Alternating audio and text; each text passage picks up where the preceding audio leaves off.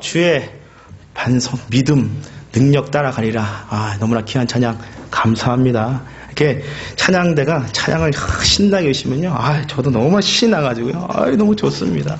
너무 감사하고요. 계속해서 여러분들과 함께 회복의 증인들 말씀을 드립니다. 오늘 5번째 시간인데, 먼저 오늘 여러분과 말씀을 나누면서 이제쯤 됐어는, 이제는 여러분들이 그 누구보다도 이제는 회복의 증인들의 삶으로 사시기를 주의 이름으로 축원합니다. 성경에는 참으로 많은 회복의 증인들이 곳곳에 기록되어 있습니다.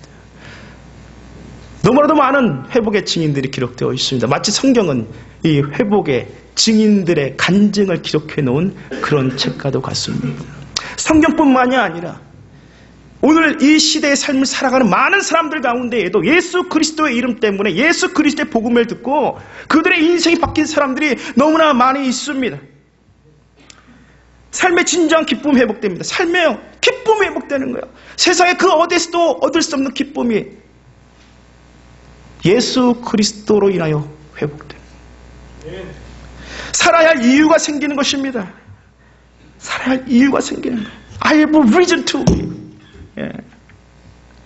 세상에 야망이 있었어요. 그러나 하나님의 나라의 비전이 되어서 하나님 앞에 자신의 삶을 드리며 쓰임받는 사람들이 많이 있습니다. 여러분들의 인생에 있어서 하나님의 기적을 보기 원한다면 여러분 어떤 기적을 원하십니까? 예수 그리스도를 만났는데도 불구하고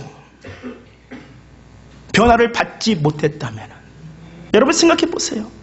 내가 그렇게 신앙생활을 했는데, 예수를 만났는데, 예수의 복음을 들었는데도 불구하고 내가 바뀌지 못하고 변화를 받지 못했더라면, 내 가슴이 뜨겁지 못했다면 이야말로 기적이 아닐까 생각해 봅니다. 여러분, 오늘 회복의 증인들 마지막 시간입니다. 바울의 회심이라는 제목으로 여러분과 함께 말씀을 나누려고 합니다. 강한 인물 택했습니다. 강한 인물, 오늘 마지막 시간 바울 사도. 참 대단한 믿음의 사람이죠. 가까이 하기엔 너무나 먼 당신 같은, 우리 신앙의 롤 모델이면서도 너무나 가까이 하기 부담스러운, 저는 이 바울을 굉장히 좋아합니다. 바울 하면은요, 바울의 마음 가운데에 이런 단어들이 이렇게 박혀 있는 것 같아요. 오직 예수, 오직 복음, 주의 영광, 주의 사명. 오직 예수, 오직 복음, 주의 영광, 주의 사명. 바울의 삶을 붙들고 이끌어갔던 그런 단어들입니다. 저는 이 바울을 참 좋아하고요. 저는 이런 바울을 본받고 싶어요. 예수님의 말씀을 믿고 따라가면서 신앙의 선배 가운데 참 이 바울을 본받고 싶어요. 바울은 특별히 그런 이야기를 했어요. 성도들에게 나를 본받으라, 그런 이야기를 했는데요. 오늘 본문 말씀 마지막 절 17절 말씀이 이렇게 기록하죠. 형제들아, 너희는 함께 나를 본받으라. 나를 본받으십시오. 또 우리로 본을 삼은 것 같이 그대로 행하라. 그래서 또 본을 보이십시오 라고 말씀하고 있습니다. 바울의 원래 이름은 사울이었습니다. 사울. 바울은 베냐민 지파 출신인데 왜 바울이 사울이라는 이름을 택했을까 생각해 봤더니요, 이스라엘의 초대 왕 사울이 베냐민 지파 출신이었습니다. 그러니까요, 자기 지파 출신 이 사울 왕을 굉장히 뿌듯하게 생각한 거예요. I want to be like Saul. 그죠? 그래가지고 이 사울 왕의 이름을 택하지 않았나, 그렇게 생각을 해 봅니다. 바울이 예수 그리스도를 믿기 전에 그의 이름은 사울이었죠. 사울의 이름을 가지고 살아갔을 때 그는 아주 유력한 유대 관원이었습니다. 오늘말로 소위 잘 나가는 집안 출신의 엘리트 출신의 배경을 지닌 사람이었습니다. 그 오늘 말씀 4절에서 6절 말씀에 보니까 이렇게 자기 자신을 이야기합니다. 나도 육체를 신뢰할 만하니 만일 누구든지 다른 이가 육체를 신뢰할 것이 있는 줄 생각하면 나는 더욱 그러하다. 나의 육적인 배경은 굉장히 좋다는 거죠. 내가 8일 만에 할례를 받았다. 이스라엘의 족속이요 베냐민의 지파요 히브리인 중 히브리인이요 율법으로는 바리새인이요 열심으로는 교회를 핍박하고 율법의 의로는 흠이 없는 자로라. 굉장히 잘난 사람이에요. 자신이 8일 만에 할례를 받았다는 것은요, 당시에 그리스도, 그러니까 예수 그리스도를 믿고 개종 하나님의 백성이 되면은 할례를 받았습니다. 예. 당시 이방인들은 개종 시에 할례를 받았죠. 또 아브라함의 아들 가운데 서자였던 이스마엘의 자손은요 8일 만에 할례를 받지 않고 13일 만에 할례를 받았었습니다. 그러니까 바울은 자기가 나는 정통 유대인이다. 모세 율법대로 난지 8일 만에 할례를 받은 사람이다 라고 이야기하고 있는 것입니다. 나는 이스라엘의 족속이다 라고 이야기합니다. 이방인이 아니라는 거예요. 언약 백성, covenant relationship, 하나님과의 이 언약 백성, 이스라엘 백성, 하나님이 택한 선민이다라는 자부심이 있었습니다. 베냐민의 지파요, 이 사울 왕을 자랑스럽게 생각할 정도로 자신은 베냐민의 지파인 것을 뿌듯하게 생각했습니다. 히브리인 중에 히브리인이요 그랬습니다. 유대인 가운데에는 디아스포라 출신의 유대인들, 히브리인들이 많이 있었습니다. 그래서 이 헬라계죠. 헬라계 유대인들이 참 많이 있었어요. 그러나 자신은 히브리인 가운데 히브리인이다. 디아스포라 출신이 아니에요. 남유다 출신이기 때문에 북이스라엘은 다 디아스포라로 트였지만 자신은 이 남유다에서 남아서 이스라엘을 지켰던 그런 사람이다라고 이야기하고 있습니다. 율법으로는 바리새인이다. 여러분, 바리새인은 율법이요. 율법인 바리새인이야. 철저했던 율법으로는 열심히는 교회를 핍박했어요. 왜요? 율법이 어긋났기 때문에 율법의 의로는 흠이 없는 자라고 했습니다. 여러분, 이 고백은요 보통 고백이 아니에요. 율법을 지키는 삶, 율법은 지킬 수가 없어요. 율법대로 살 수가 없어요. 그러나 그럼에도 불구하고 자신의 율법의 의로는 흠이 없다. 그 정도로 자신은 율법을 철저하게 지키며 살려고 노력했다는 것이죠. 그러나 사실 여러분, 이 고백은요 너무나 수치스러운 고백입니다. 그 율법 안에서 얼마나 자신의 삶이 힘들었을까. 아침에 눈을 떠서 저녁에 잠 때까지 율법에서 자유할 수가 없는 겁니다. 율법의 노예가 되어 있었을 거예요. 율법을 지켜야 돼. 기도 시간을 지켜야 돼. 정결을 지켜야 돼. 모든 율법. 그것으로 자신의 의의 기준을 삼고 있었어요. 그것이 자신에게 구원을 준다고 믿고 있었습니다. 그러면서 더불어 이 바울의 삶 가운데에는요, 율법을 자신이 그만큼 지켰기 때문에 율법을 지키지 않는 자들에 대한 극도의 정죄감이 있는 거예요. 실은 이것이 이 바울을 너무나 힘들게 했었어요. 자신은 의로울지 모르지만 자신의 눈에 보이는 모든 사람들은요 다 죄인들이에요. 이것도 안 하고 저것도 안 하고 어떻게 하나님의 백성들이 저런 삶을 살 수 있는가? 혹 여러분 가운데 정죄의 눈이 있는 분 계십니까?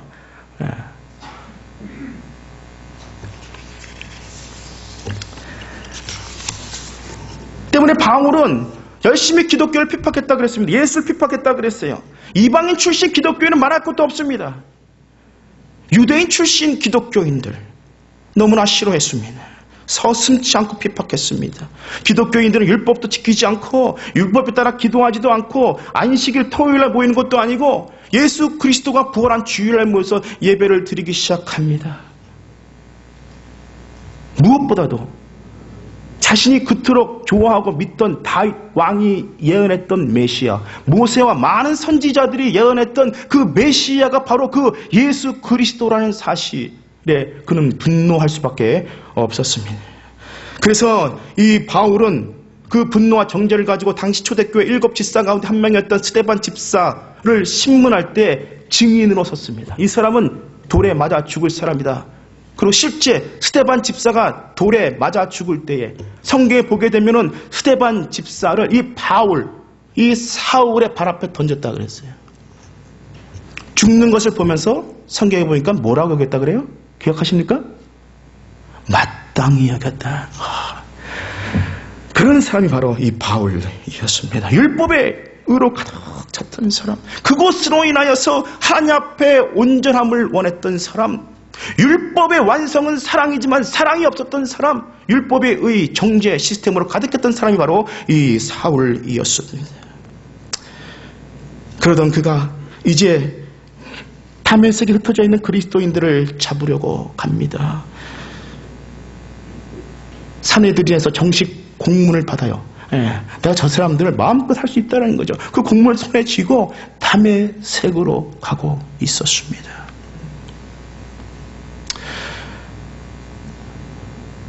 그때 예수님을 만나죠. 여러분, 예수님은요 참 사랑의 주님이십니다. 믿으십니까? 예수님의 사랑은 참으로 놀랐습니다. 예수님의 사랑은, 예수님의 긍휼하심은 참으로 놀랍습니다. 예수님께서는 예수 그리스도 자신의 이름을 핍박하러 나아가는 이 바울, 그 길, 그 고난, 핍박의 현장에서 이 바울을 만나 주십니다. 하늘의 밝은 빛과 함께 이 바울에게 임하는데 순간 이 바울의 눈이 보이지가 않습니다. 보이지 않으니까 쓰러졌어요. 여러분 상상해 보십시오.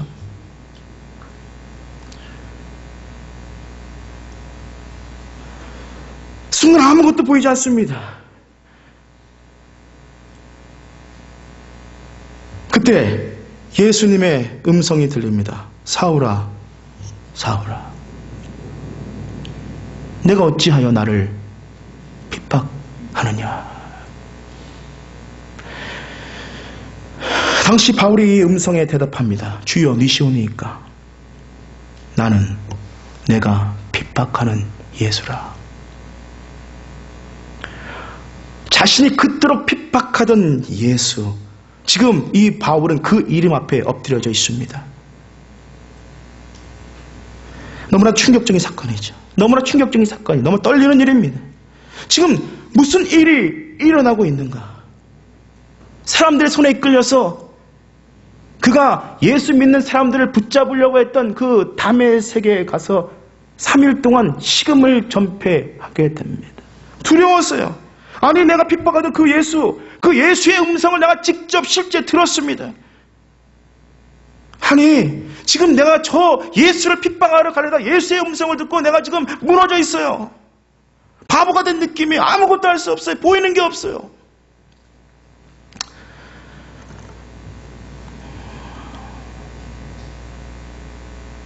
당시 바울은 사도행전 9장 10절 11절 말씀에 당시의 상황을 이렇게 기록하고 있습니다. 그때 다메섹에 아나니아라 하는 제자가 있더니 주께서 환상 중에 불러 가타을 때 아나니아야 하시거늘 대답하되 주여 내가 여기 있나이다 하니 주께서 가라사대 때 일어나 집가라 하는 거리로 가서 유다 집에서 5 사람 사울이라 하는 자를 찾으라. 저가 기도하는 중이라.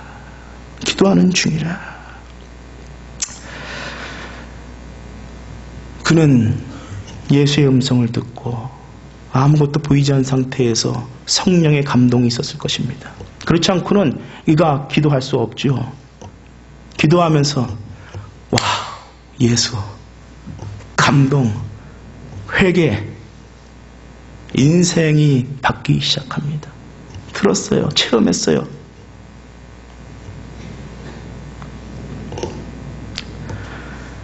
이 사건을 우리는 바울의 다메섹 도상의 회심이라 그렇게 이야기를 합니다.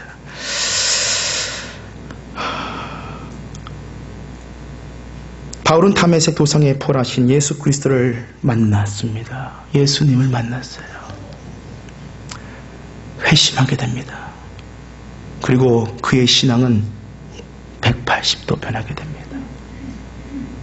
같은 하나님을 믿었지만 율법에서 복음으로 예수 그리스도의 제자가 됩니다. 180도 철저한 그리스도의 사도가 됩니다. 여러분, 바울의 회심이라 그럽니다. 바울이 기도했습니다. 무엇을 회개했을까요? 여러분, 너무나 중요합니다. 우리가 바울의 회심을 좀 잘 알아야 됩니다. 무엇이 바울의 문제였을까요? 바울의 회심의 핵심은 잘못된 신앙관이었습니다. 같은 하나님을 믿고 있었지만 그는 잘못된 틀린 신앙관을 가지고 있었습니다. 갈라디아서 1장 13절 5절에 이런 말씀이 있습니다. 내가 이전에는 자기가 어떤 신앙생활을 했었는지 고백합니다. 이전에 유대교에 있을 때에 기독교가 아니라 하나님 안에서 유대교에 있을 때 행한 일을 너희가 들었거니와 하나님의 교회를 심히 핍박하여 전해하고 I have a right. 내가 내 동족 중 여러 영갑자보다 유대교를 지나치게 믿어 내 조상의 유전에 대하여 더욱 열심히였어요. 율법에 너무나 열심히였어요. 그러나 but 회심했어요. 어떻게 회심했어요? 내 인생을 되돌아보니까 예수 그리스도를 깨닫니까 내 인생 그런 인생이 아니라는 거예요. 8일 만에 할례를 받았던 인생이 자랑거리가 아니라는 거죠. 그는 이렇게 고백합니다. 그러나 내 어머니의 태로부터 나를 특정하시고 은혜로 나를 부르신 이가 내 인생을 되돌아보니까 내 인생은 그런 인생이 아니었다라는 거예요. 어머니 때부터 나를 특정하시고 그 특정하신 이유는 나를 복음 증거하기 위해서 나를 부르셨다. 180도 인생이 바뀐 거예요. 인생의 사명이 바뀐 겁니다. 여러분요, 우리가 하나님을 잘 믿는 것 같지만 잘못 믿을 수 있다는 사실이 우리를 놀라게 합니다. 잘 믿는 것 같아요. 어저께 열심히, 바울처럼 열심히, 그 누구보다 열심히 지나치게 믿었을 수도 있습니다. 그러나 그 신앙이 잘못된 신앙일 수 있다라는 거예요. 내가 왜 예수를 믿는가? 나의 파이널 데스티네이션은 어디인가? 우리가 잘 알고 믿어야 되는 거죠. 그렇지 않습니까? 한참을 갔는데 그 길이 잘못된 길이라면 여러분 어떻겠습니까?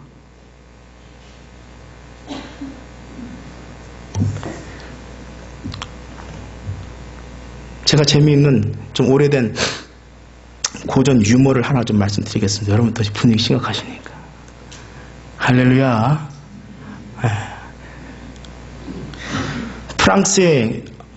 프랑스의 영웅 나폴레옹이 이 유럽을 정복하면서 한 번은 이제 자기의 부하들과 함께 알프스 산을 넘어가려고 했습니다. 근데 너무나 추운 거예요. 너무나 춥고 배고프고 힘드니까 이 부하들이 힘이 빠진 거예요. 우리 못 가겠다고. 그랬더니 이 나폴레옹이 자기의 부하들을 격려합니다. 이제 저 산만 넘으면 우리에게 지상낙원이 펼쳐질 것이다. 자, 힘을 내라. 올라가자. 그래가지고요, 이 부하들을 데리고 하여튼 추위 가운데 그 산의 꼭대기에 탁 정복한 것입니다. 그랬을 때 나폴레옹이 한마디를 했는데, 한마디를 내뱉었는데 그 한마디에 그 부하 가운데 절반이 기절해서 죽었다고 합니다. 뭐라 그랬을까요? 이 산이 아닌가벼? 한참을 왔는데 이 산이 아닌가벼? 예, 3초 늦으신 분은 어떻게 제가 이해를 할지 모르겠네요. 이야기는 여기서 끝나지 않습니다. 절반의 군사를 이끌고 다시 내려왔습니다. 저 산으로 가지. 반대편 산으로 올라가기 시작합니다. 마침내 산 정상에 도착해서 또 한마디를 내뱉자 나머지 절반이 기절하고 죽었다고 합니다. 아까 그 산이 맞는가벼?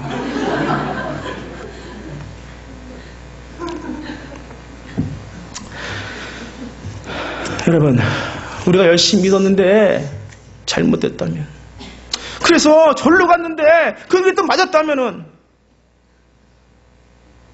이 산이 아닌가벼?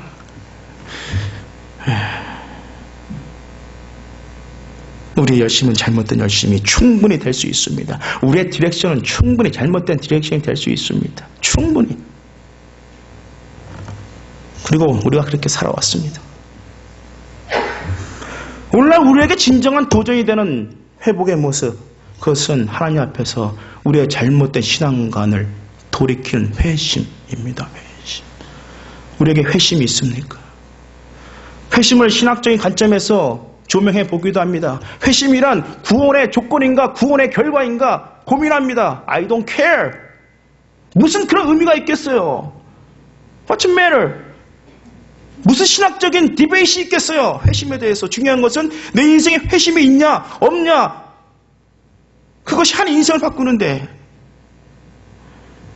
하나님을 알지도 못하고 복음이 무엇인지 모르는 어느 한 사람이 있었습니다. 어느 날 그 사람 교회 집회에 참석을 했어요. 말씀을 들었습니다. 마지막에 목사님이 초청합니다. 여러분 가운데에 예수님을 영접하고자 하는 사람들은 다 자리에 일어나세요. 제가 기도해드리겠습니다. 그리고 제 기도를 따라하세요. 그리고 기도를 따라했습니다. 그랬더니 목사님 말씀하십니다. 이제 여러분은 하나님의 자녀가 되었습니다. 틀린 것 아니죠. 그러나 여러분, 이것이 정말 구원의 모습일까요? 여기에 회심이 있습니까? 우리는 우리들의 자녀들이 어려서부터 주일학교부터 신앙교육을 잘 받으며 우리의 자녀들이 믿음의 길로 나아가길 원합니다. 성숙한 그리스도인으로 자라나길 소망합니다. 여러분 그렇죠? 네, 정말 그래요. 그러나 여러분, 여러분이 생각하는 그 성숙한 그리스도인의 모습은 어떤 모습입니까?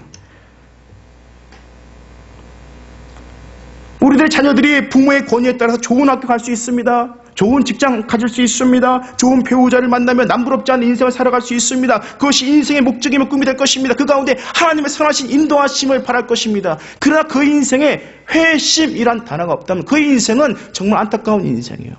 그 인생은 불쌍한 인생이 될 것입니다. 그 인생은 세상에 하나님을 알지 못하는 세상의 자녀들과 무엇이 다르겠어요? 무엇이 다르겠어요? 그렇잖아요. 바라는 거, 기대하는 거, 기도하는 내용이 뭐가 다르냐고요. 좋은 학교, 좋은 직장, 좋은 배우자. 거기에 예수가 어디 있냐고요.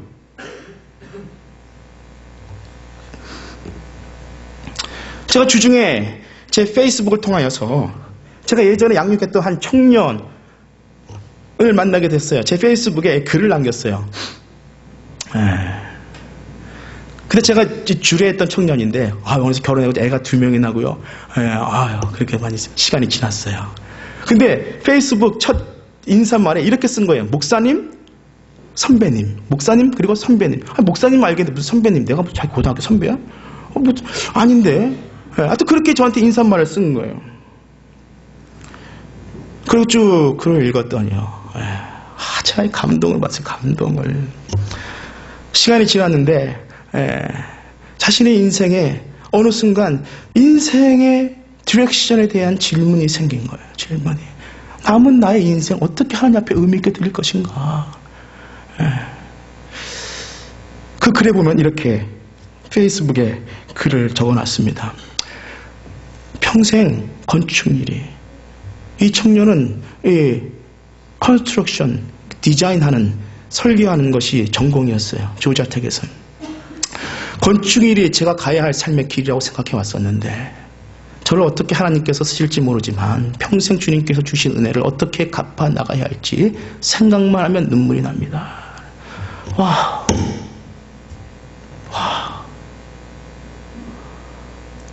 평생 갚을 수나 있는지, 평생 주님의 일만 하다 죽으면 좋겠고 행복하겠습니다. 지금 남의 이야기하는 게 아니에요. 이 청년이 자신의 신앙 고백이에요.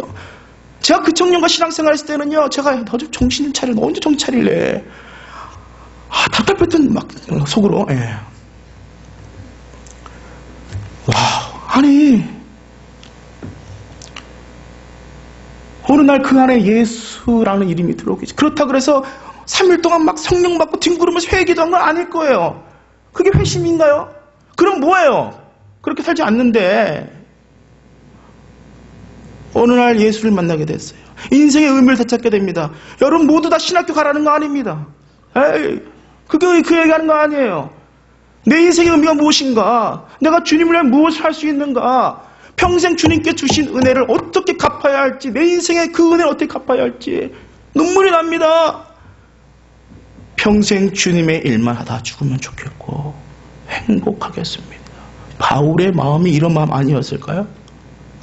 회심. 놀랐어요. 이런 고백을 하다니. 여러분, 참된 회심은 깊습니다. 또 처절합니다. 힘겨운 싸움이 기다리고 있습니다. 회심, 그것은 체인지가 아니에요. turn around. little by little every day가 아닙니다. turn around, one day. 바울이 그랬습니다.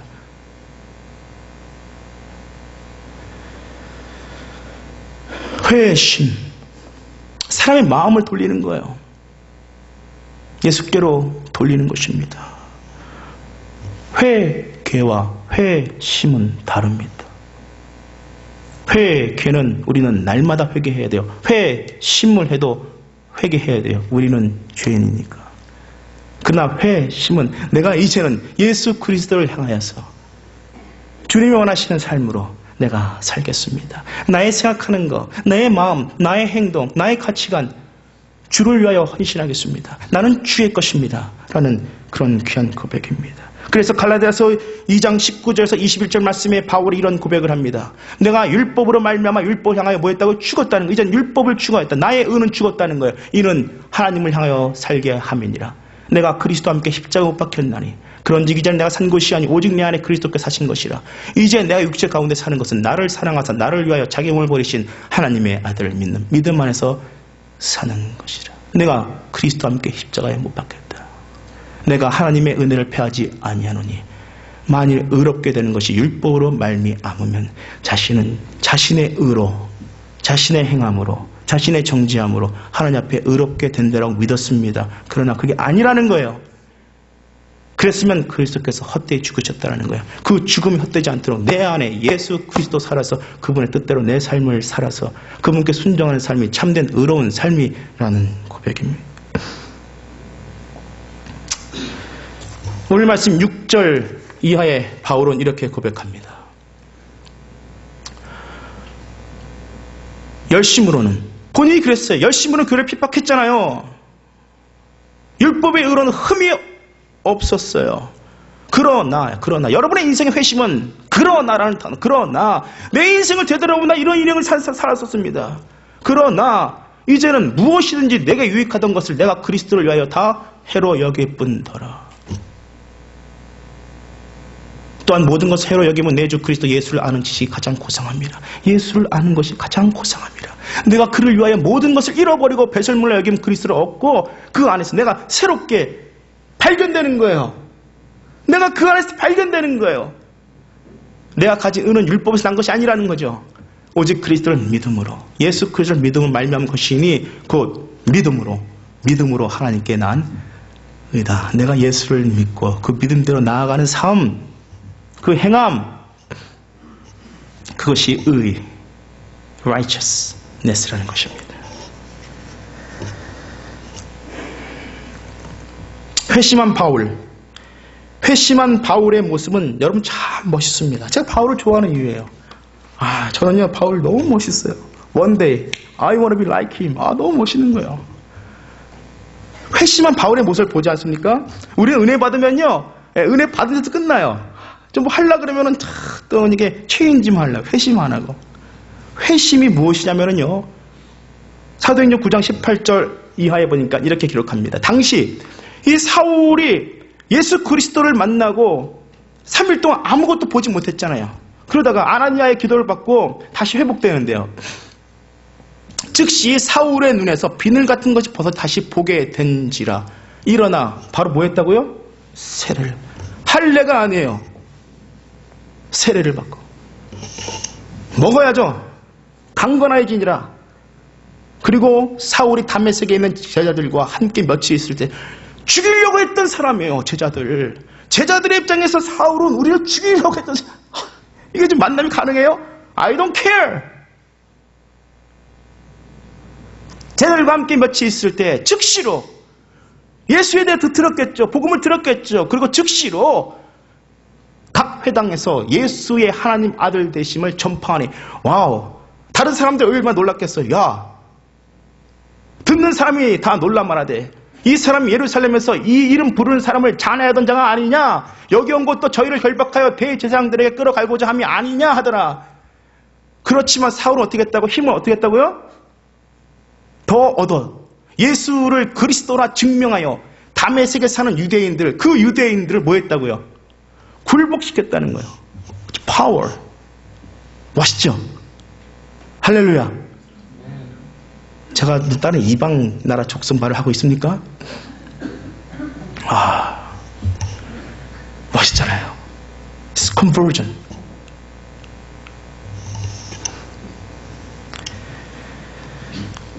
바울은 이 회심 후에 다시는 율법으로 돌아가지 않습니다. Never come back. 하나님의 은혜에 감사하며 부르심에 따라 주의 사명 감당하는 인생을 살아갑니다. 바울의 고백 가운데 사도행전 20장 22절 24절 말씀, 그가 이제 자신의 인생을 마감하면서 그럼에도 불구하고 그가 했던 고백입니다. 보라, 이제 나는 심령의 매임을 받아 예루살렘으로 가는데, 하나님이 나를 감동시키셔서 예루살렘으로 가는데 저기서 무슨 일을 만나는지 알지 못하노라. 오직 성령이 각성해서 내게 증거하되 결박과 환난이 나를 기다린다고 하나. I can stop. 나의 달려가기과 주 예수께 받은 사명, 그 하나님의 은혜의 복음 증거하는 일을 마치려 하면은 나의 생명을 조금 더 귀한 것으로 여기지 아니하노라.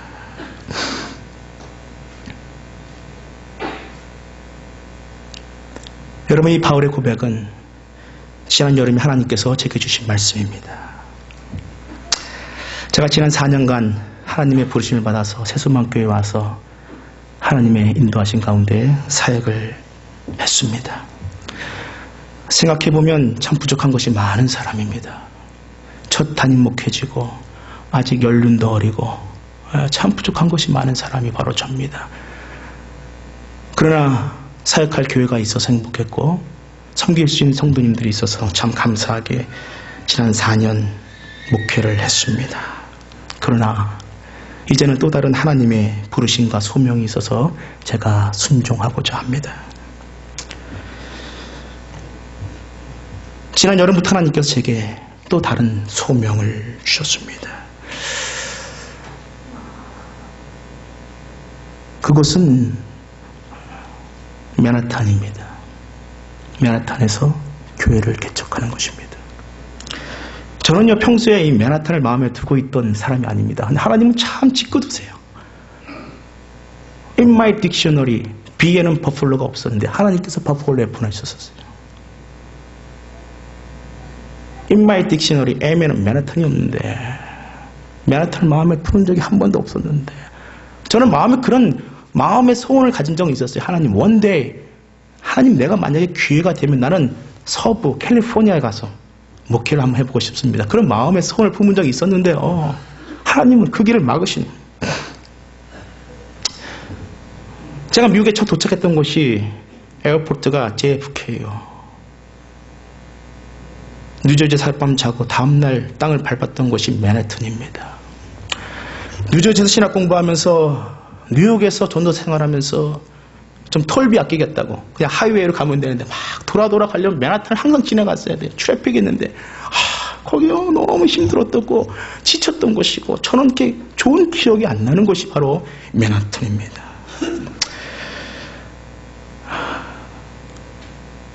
근데요, 제 인생을 되돌아보면은 제 인생 가운데는 하나님의 인도하심이 때마다 있어서 때마다 그 하나님의 인도하심은 너무나도 분명했어요. 근데 저는 참 행복한 사람. 제가 할 수 있는 건 아무것도 없어요. 그래, 하나님 그렇게 인도하셨어요.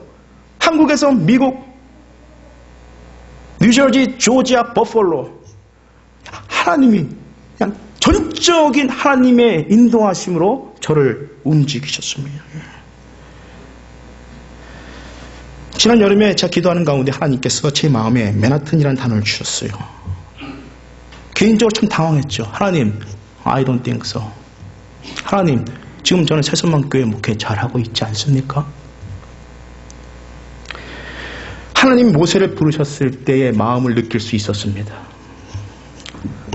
You are wrong person. 하나님, 무슨 말 하는 거예요? 하나님이 아브라함에게 아브라함을 통하여서 말씀하셨잖아요. 너에게 아들을 주리라. 그랬더니 사라가 옆에서 비웃었어요. 아유, 내가 그 말씀 묵상할 때마다 어떻게 하나님 말씀 비웃을 수가 있어? 근데 제가 하나님이 제 마음에 맨하탄이라는 말씀을 제가 비웃었어요. 하나님 맨하탄 어떤 곳인데 하나님 제가 갑니까?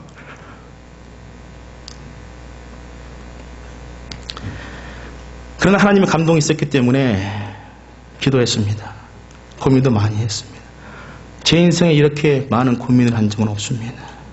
그러다가 여름이 지날 무렵에 제 마음에서 맨하탄을 내려놨습니다. 하나님, I don't think so. I'm not going there. This is crazy. 그리고 마음 편하게 했는데 하나님은 다시 제 마음에 맨하탄이라는 단어를 던지셨어요. 제가 받아들이지 않을 수가 없었어요. 하나님은 그런 하나님 아니시기 때문에 그렇습니다. 하나님은 지난 여름부터 얼마 전까지 제게 4가지의 말씀을 주시면서 제게 새로운 부르심으로 허락하셨습니다. 간단하게 제가 받은 말씀 여러분 간증으로 좀 드리고 싶습니다. 첫 번째 주신 말씀이 바로 사도행전, 이 바울의 고백이죠. 다시 한번 보여주십시오. 20장 22절 24절 말씀. 사도행전 20장 22절에서 24절 말씀. 보라, 이제 내가 심령의 매일 받아 예루살렘으로 가는데 저기서 무슨 일을 만났는지 알지 못하노라. 성령이 각성해서 내게 증거하여 결박과 환난이 나를 기다린다고 하시나 나의 달려갈 길과 주 예수께 받은 사명, 그 하나님의 은혜의 복음 증거하는 일을 마치려 하면은 나의 생명을 조금 더 귀한 것으로 여기지 아니. 저는 이 말씀이 제 마음에 어떻게 새겨지는 말씀이 될지 몰랐어요. 심령의 맹을 받아 맨하탄으로 가야 되는데 무슨 일이 날지 알지 못하겠어요. 근데 분명한 거는요, 가면은 어려움이 있을 거래요. 환난과 어려움이 있을 거라고 분명히 말씀하십니다. 그래서 기겁했었어요. 그러나 제 마음 가운데 하나님 주시는 사명 때문에 가야 할 수밖에 없는 그런 말씀을 제게 처음으로 주셨습니다. 세계의 중심, 화려한 도시 맨하탄. 버폴로에 왔더니요, 이 버폴로는 광야 같은 곳이었습니다. 제가 그래서 사슴하고 2번 부딪혔잖아요. 사슴하고. 하나님, 세상에 제가 이 사슴, 누가 사슴의 눈망울이 그렇게 아름답다 그랬어요? 와, 그 느낌, 지저분해요. 근데 하나님 여기서 저를 잘 훈련시키시고 이제 보내시는데 더 심한 광야를 보내시는 것 같아요. 시멘트 광야, 회칠한 무덤이 있는 곳을. 그것에 한인교회가 얼마 없어요. 힘든 곳인 것 같아요. 그 미국 장로교 같은 교단 리디머 처치라고 있어요. PCUSA. 거기에 한인들이 많이 나가요. 1000명 이상이. 왜요? 그만큼 교회가 없다는 거예요. 한인교회. 제 마음에 품던 교회가 있습니다. 하나님, 이런 교회는 코리안 아메리칸 처치에 있을 수 없겠습니까? One day.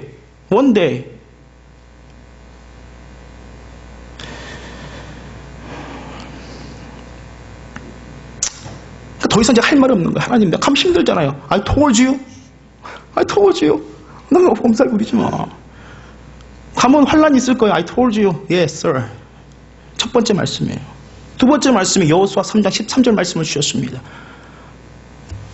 이스라엘 백성들이 여호수아와 함께 요단을 건너 가나안 땅에 들어갈 때에 온 땅에 주 여호와의 길을 맨 제사장들의 발바닥이 요단물을 밟고 멈추면 요단물 곧 위에서부터 흘러 내리던 물이 끊어지고 쌓여서리라. 하나님께서는 이스라엘 백성들 가나안 땅에 데려가시려고 모든 계획을 다 세우셨어요. 그러나 요단강이 있었습니다. 그 요단강 어떻게 해요? 하나님이 가르실 거예요. 다 계획하셨어요. 그러나 하나님은 순종을 먼저 해라. 네 팔을 대라 라는 것이에요. 하나님, 제가 맨하탄 가면 하나님 뭐 어떻게 되지? 교회는 어디 있고요? 장소는 어디 있고요? 멤버는 어디 있고요? 살 집은 어디 있고요? 하나님 너무 잔인하시고 때로는 You go first.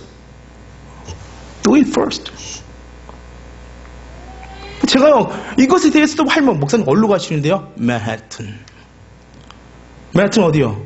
I don't know. 가면 하나님이 길을 열어주시는 제게 주신 말씀이에요. 너무나 분명하고 클리어하게. 그래, 분명한 건 하나님께서 약속하셨기 때문에 그렇게 인도하실 줄 저는 믿습니다. 세 번째 주신 말씀은요, 마가복음 6장 50절 말씀이에요.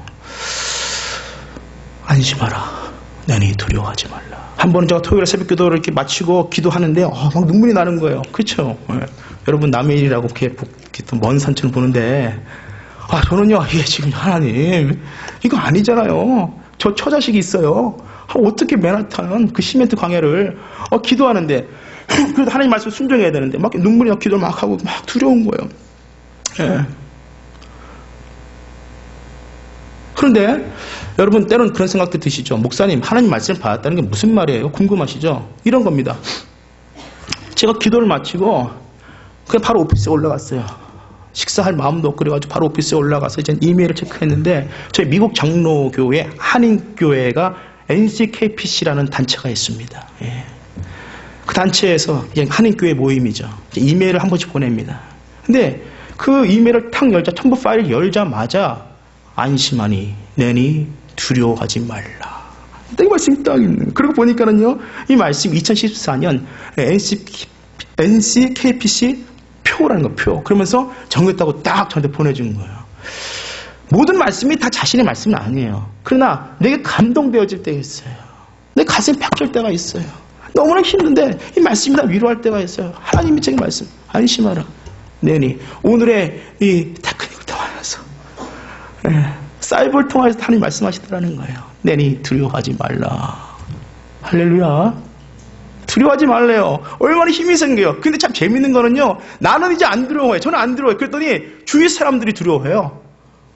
뭐라 interesting. 얼마나 저를 걱정해 주 주위 사람들, 목회자들이 그렇고 가족들이 그렇고 you crazy. 거의 뭐 어떡할 거냐고. 뭐 지교회가 있어요? 아니 뭐 어떡할 거냐고. 그래서 아니 하나님 말씀하셨다고.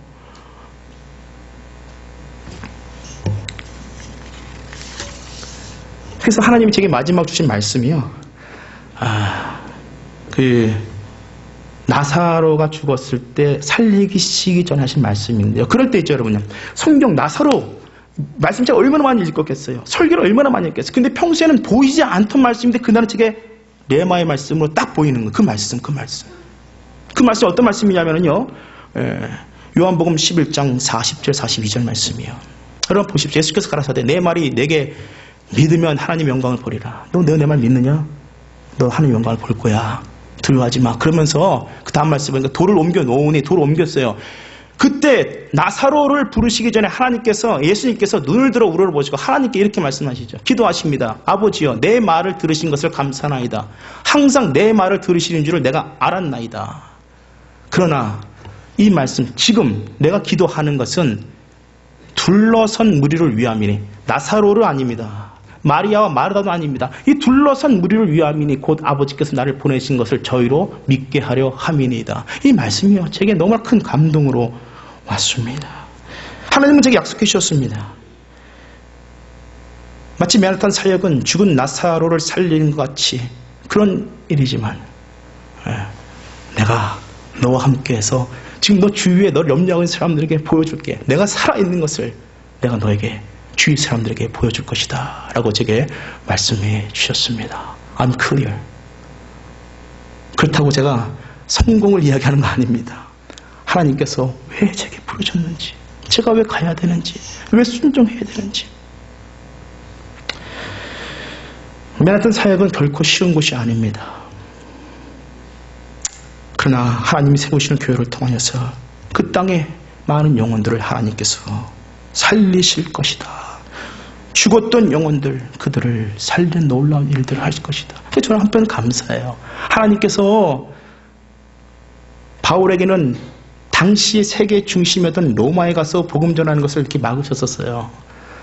근데 하나님께서 오늘날 세계 중심 맨하탄, 제가 뭐 그런 건 아니지만 그래도 하나님께서 그 길을 열어주신 부르심에 대해 저는 오히려 행복하고 감사합니다. 저는 많이 부족합니다. 그러나 하나님 인도하심 받아 이제까지 왔습니다. 그리고 또 그렇게 가려고 합니다. 제 삶과 관련해서 당회에서 의논이 있었습니다. 의견을 수렴해서 12월 둘째 주 12월 8일까지 제가 사역을 하기로 했습니다. 여러분께서 많이 기도해 주십시오. 저를 위해서 또 저희 가족을 위해서 여러분 많이 기도해 주십시오.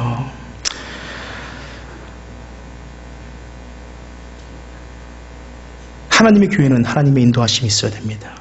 여러분 기억하십시오. 하나님의 교회는 하나님의 인도하심이 있어야 됩니다. 제가 맨하탄에 가는 것이 하나님의 인도하심이면은 제가 이곳을 떠나더라도 하나님께서는 이 세스만 교회 모든 사역, 그 이후의 사역들을 준비하고 계시고 인도하여 주실 줄 믿습니다. 하나님의 은혜가 이 교회와 여러분들의 삶에 흘러넘치길 주님의 이름으로 축원합니다. 기도하십시다. 하나님 감사합니다. 하나님의 은혜로 하루하루의 삶을 살아갑니다. 율법이 아닌 복음을 믿고 우리는 살아갑니다. 정죄가 아닌 사랑으로 살아갑니다.